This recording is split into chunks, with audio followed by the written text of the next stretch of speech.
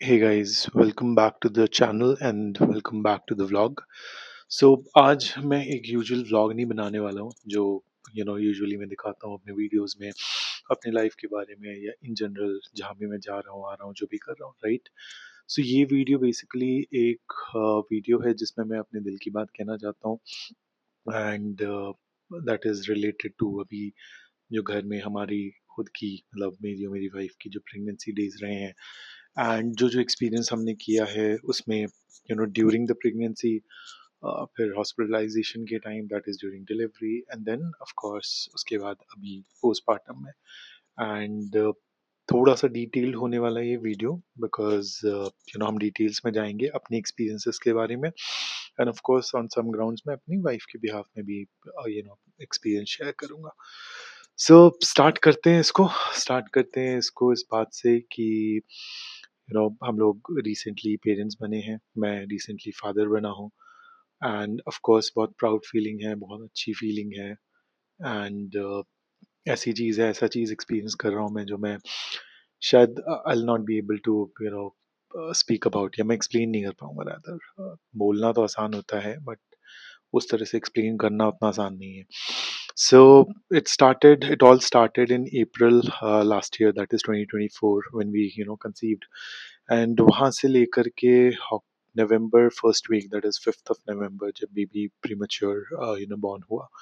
वो पहले तो वो 7 महीने की बात करते हैं एंड वो 7 महीने बहुत बहुत नया एक्सपीरियंस ऑफ कोर्स था ही हमारे लिए बट बहुत अनइवन भी रहा। सो शुरू में चीज़ें अच्छी रहीं, फिर वाइफ की थोड़ी सी तबीयत ऑफ होने लगी that is with regards to BP high होने लगा एंड ऑल दैट एंड धीरे धीरे करके जब चीज़ें थोड़ी सी बीच में लगी स्टेबल होने लगी बट शायद हम उतनी उस तरह से इन्वायरमेंट नहीं दे पाए उनको, उस तरह से मे बी उनका केयर नहीं कर पाए हम या मे बी हमने डॉक्टर सही चूज़ नहीं किया। बहुत सारे थॉट्स हैं अभी दिमाग में जिसकी वजह से लगता है कि बेबी जो प्रीमैच्योर हुआ है शायद हम उसको अवॉइड कर सकते थे। इफ नॉट अवॉइड हम शायद थोड़ा उसको थोड़े दिन के लिए उसको पुश कर सकते थे व्हिच मीन्स अगर हम थोड़ा बेटर करते तो शायद यू नो ये चीज़ जो ऑलमोस्ट 7 महीने कुछ वीक्स में हो गई दैट इज़ 29 वीक्स में, वो शायद थोड़ा-सा और डिले हो जाती और जो हमारे हक में बेबी के हक में अच्छा होता। बट अगेन ये सारे इफ्स एंड बट्स हैं, इसका कोई रियलिटी से नाता नहीं है दैट हम अब वापस जाके इसको चेंज नहीं कर सकते, राइट? सो ऑफ कोर्स उसका एक्सपीरियंस सबसे बड़ा लर्निंग एक्सपीरियंस उस फेज़ का जो है वो ये है कि we should have kept a backup. अगर हम विदाउट बैकअप डॉक्टर के रहेंगे दैट इज़ ओनली एक डॉक्टर पे डिपेंडेंट तो ऑफ कोर्स हमें सेकंड ओपिनियन नहीं मिलता है एंड बहुत सारी चीज़ें जो हम शायद सीख सकते थे, समझ सकते थे दूसरे डॉक्टर से शायद वो नहीं मिला एंड वो मिल जाता हमें शायद अगर हम एक दूसरा डॉक्टर लेके चलते बिकॉज़ हम भी एक डॉक्टर पे स्टिक थे as per hour comfort and शुरू में चीज़ें अच्छी थी तो हम उन पे ही रिलाई करके चले। So it's not again I am not saying that the doctor was wrong या the process she followed was wrong but now that we look back and we think about क्या सही कर सकते थे एंड क्या better कर सकते थे या मे बी क्या चेंज कर सकते थे। तो उसमें एक चीज़ तो ज़रूर है कि एक और सेकंड ओपिनियन के लिए और डॉक्टर गायनेक हमें कंसल्ट करनी चाहिए थी during the course of it because last में भी जब बेबी बॉर्न हुआ वो 29 वीक्स के हिसाब से भी अंडरवेट था। एक तो नॉर्मली अंडरवेट था ही बट 29 वीक्स के हिसाब से भी 100-200 ग्राम 250 ग्राम ऐसा कुछ अंडरवेट था। तो और डॉक्टर के साथ हम रेगुलर चेकअप में थे तो ऑफ कोर्स वो फीलिंग आती है कि हम ऐसा क्या करा हमने या ऐसा डॉक्टर ने क्या करा कि डॉक्टर को ये रियलाइज़ नहीं हुआ टाइमली एंड जब चीज़ें बढ़ने लगी नंबर्स में दिखने लगे, टेस्ट में दिखने लगे एंड तब वो थोड़ा-सा यू नो ज़्यादा एक्टिव हुए इस चीज़ को लेकर के।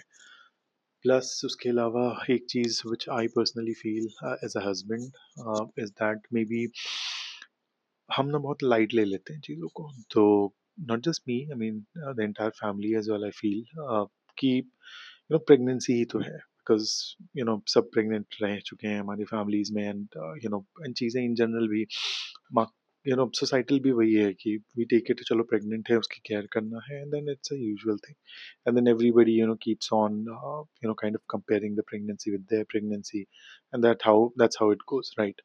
सो वो एक चीज़ है which I feel that maybe wife जो है वो काफ़ी टाइम पे डिस्कम्फर्ट अपना दिखाते रहे हैं with regards to how she is feeling and everything, but may B हम उस लेवल का एक्नॉलेज करके उस लेवल का केयर नहीं दे पाए. This is what I feel. Okay, I am not putting it on families और anything, but as a husband I feel that I could have done better. So that those are, I think, the two things which I feel went wrong, or can be improved if not went wrong, right? And अब आते हैं हम जो second phase है हमारा, that is जो actual delivery वाला time था. सो उस टाइम पे भी ऑफ कोर्स हमारे पास ज़्यादा ऑप्शन तो था नहीं. ऑफ कोर्स जो डॉक्टर हम जिनसे कंसल्ट करके थे उनके साथ ही जा करके हमें डिलीवरी करानी थी. सो उस टाइम पे लास्ट मोमेंट ऑफ कोर्स उन्होंने भी एक दो फीटल मेडिसिन एक्सपर्ट वगैरह के सजेशन दिए थे, जो हमने लिए भी ऑफ कोर्स, एंड उसके बेसिस पे हम फाइनली डिलीवरी पे गए. सो डिलीवरी के टाइम पे भी चीज़ें ऑफ कोर्स धीरे धीरे बेटर हुई फॉर मदर, बट बेबी को, अगर आप मेरे ब्लॉग्स फॉलो करते हो, तो बेबी को हमें ऑलमोस्ट 44 डेज, ऑलमोस्ट क्या पूरे पूरे 44 डेज हमें NICU में, जो बच्चों का ICU होता है, उसमें रखना पड़ा. सो अगर आप नए हो तो भी चैनल पे तब भी ये है. सो ये एक चीज़ है जो है. बाकी जो एक्सपीरियंस रहा उस टाइम पे हॉस्पिटल का, अगेन ऑन एंड ऑफ था. जो गायनेक रिलेटेड था उस टाइम के लिए, फिर भी मैं बोलूँगा कि चलो चीज़ें ठीक थी. जो भी दवाइयाँ चली, जो भी एक्सटर्नल जो हम कार्डियक को दिखा रहे थे, उनसे जो दवाइयाँ चली, उससे बीपी वगैरह स्टेबलाइज हो गया मदर का, मतलब वाइफ का, तो वो सारी चीज़ें तो सही रही. बट NICU से रिलेटेड, पीडियाट्रिशियन एंड उनकी टीम से रिलेटेड थोड़ा ऑन एंड ऑफ रहा, बिकॉज उतनी ट्रांसपेरेंसी नहीं थी बहुत सारी चीज़ों में. कई चीज़ों में थी भी तो गैप्स भी दिखते थे, एंड जो फीडबैक दो, so they were not receptive to those feedbacks, तो बहुत पुशबैक आता था उनके एंड से. तो वो सारी चीज़ें रहीं. But eventually now that the baby is home, अब उतना दिमाग में वो बातें आती नहीं है. तो आई थिंक वो सेकंड फेज था. एंड जो लास्ट फेज, जो ऑनगोइंग फेज है जिसमें अभी हम हैं, that is the now that the baby is here, the mother is in her postpartum. So I think अभी जो है ये तो बहुत ही टफ टाइम है गाइस. मतलब मैं अभी रियलाइज कर रहा हूँ कि हमारे देश में पैटर्निटी लीव को कितना लाइटली लिया जाता है. एंड एज अ सोसाइटी भी हम सब यही बिलीव करते हैं कि बच्चा संभालना, बच्चे की केयर करना, ये एक विमेन या एक मदर का या घर वालों का ही रिस्पॉन्सिबिलिटी है. फादर या मेल फिगर का उतना रिस्पॉन्सिबिलिटी नहीं है. It is only for the other things, क्या भाई आप घर चलाओ and all that stuff. But that is absolutely wrong. अगर आप एक नए पेरेंट हो, या आप का सोच रहे हो, या आप जस्ट बने हुए, आपकी फैमिली में कोई है, तो उनको ये चीज़ ज़रूर बताना आप कि मेल फिगर का, स्पेशली हस्बैंड का, the father of the baby, he needs to give utmost importance to his wife and the child, for the mutual growth of both of them, right? It can't be कि आप बच्चे के लिए सिर्फ आप बाहर से सामान मंगा दो, दवाई मंगा दो, and injections and vaccination timely करा लो, एंड आपकी रिस्पॉन्सिबिलिटी चली गई. So yeah, coming back to the point of paternity leave, so very few organizations or companies in India offer good duration of paternity leave. जैसे मेरी organisation में भी I think it was only 5 days, that is kind of एक week कह सकते हो आप, weekends में ला लो तो. एंड भाई नहीं होता.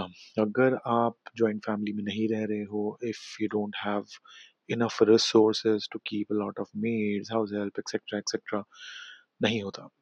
आपकी ज़रूरत घर पे है, आपकी वाइफ को, आपके बच्चे को आपकी ज़रूरत है, and it's your responsibility how you are going to manage. So I strongly believe, जैसे बहुत, अगर आप ऑर्गेनाइजेशंस में हो, अगर आप HR से बात करोगे या सीनियर लीडरशिप में बात करोगे, तो एक नोशन है कि जब वुमेन मैटरनिटी लीव पे जाती है तो वो वापस नहीं आती.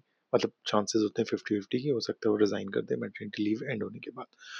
एंड आई फील अब ये लॉन्ग टर्म में ऐसे न्यूक्लियर फैमिलीज का सेटअप आ गया है. लोग घर में बैठ करके, मतलब छोटी छोटी फैमिली, हस्बैंड वाइफ ही रह रहे हैं, मैनेज कर रहे हैं हर चीज़. एंड वो दिन दूर नहीं है, मे बी 1-2 साल 4 साल, या मे बी ऑलरेडी हो रहा होगा, जब may be male figures, fathers भी या तो you know they leave their job, maybe they'll opt for some kind of sabbatical if the organization perhaps offers. So it is more from the front कि उनको अब ये उनकी भी necessity है घर में, to take care of the mother and the baby, and the responsibility is shared. It is not only the mothers. So I think that is one of the things, and the period that we are currently in, it's very very very tough, guys.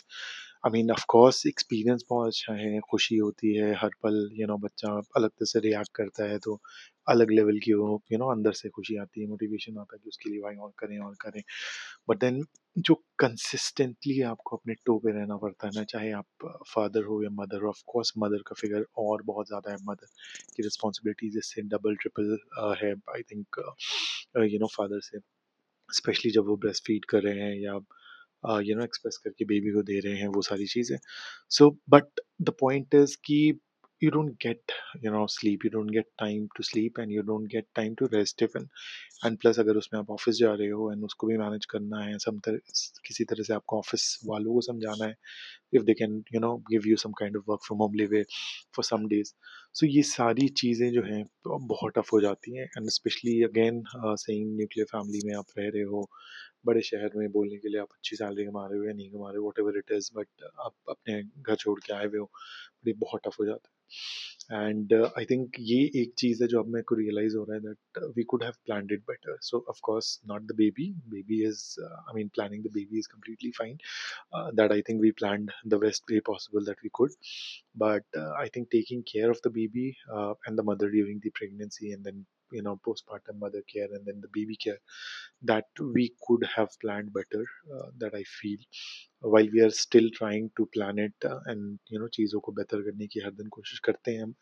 And of course baby धीरे धीरे grow करेगा, कर भी रहा है, तो उससे भी चीज़ें आसान होंगी। बट इनिशियल आई थिंक 1 महीना तो सबसे टफ है, जब आप 3 hourly फीड देते हो, 3 hourly डायपर चेंज करते हो, एंड राउंड द क्लॉक वो चलता रहता है, and it's not just the baby, you need to take care of the house, खाना क्या बनेगा क्या नहीं बनेगा, क्या खाना है, क्या बाहर से लाना है, एक्सेट्रा एक्सेट्रा, 100 तरह की चीज़ें होती हैं। इट्स नॉट दैट आप हाउस हेल्प भी रख लोगे एंड आप शांति से बैठ सकते हो, right? Because they don't run on auto mode, you need to give them instructions, you need to guide them as to what needs to be done, right? So I think ये कुछ चीज़ें हैं जो बहुत टफ है, but then I think above all जो सबसे highlight है इस कॉन्वर्सेशन का, जो मैं आप लोगों से बोलना चाहता हूँ, जो मैंने फर्स्ट हैंड एक्सपीरियंस किया है, and I am sure her father जो बनते हैं, एंड प्रेगनेंसी में हर मदर भी एक्सपीरियंस करती होंगी कि भाई, hats off to all the mothers guys, all the mothers जो डिलीवर कर रही हैं, चाहे वो नॉर्मल हो, सी सेक्शन हो, whatever you call it. And trust me, I have been watching a lot of reels, YouTube shorts, that C sections easy hote hain, and uh, compared to normal delivery. But I mean, not that I've seen normal delivery, but then I do not buy it, guys.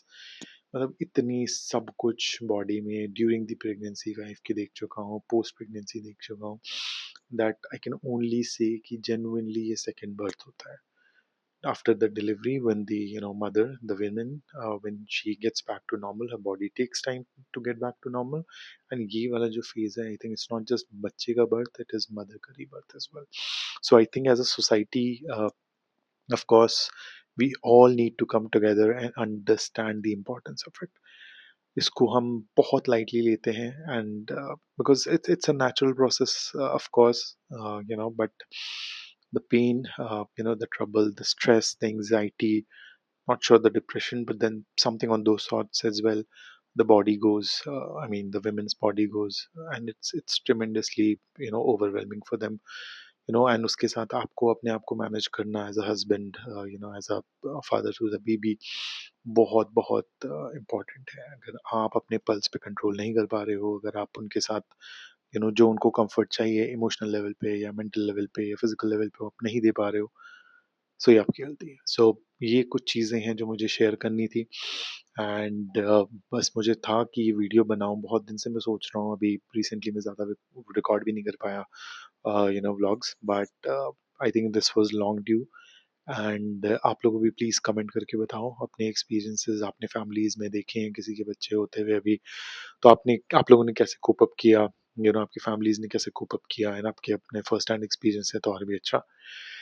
And again thank you so much for watching my vlogs guys. Channel grow हो रहा है धीरे धीरे ही सही, but I sometimes I feel bad that I'm not able to do justice, that the frequency that I want to make the videos with, that is not coming along, because life में बहुत सारी चीज़ें last 3-4 महीने में तो बहुत ही extreme रही हैं, but I am trying my best, I am trying to get think of new things which I can bring to this channel or add to my content.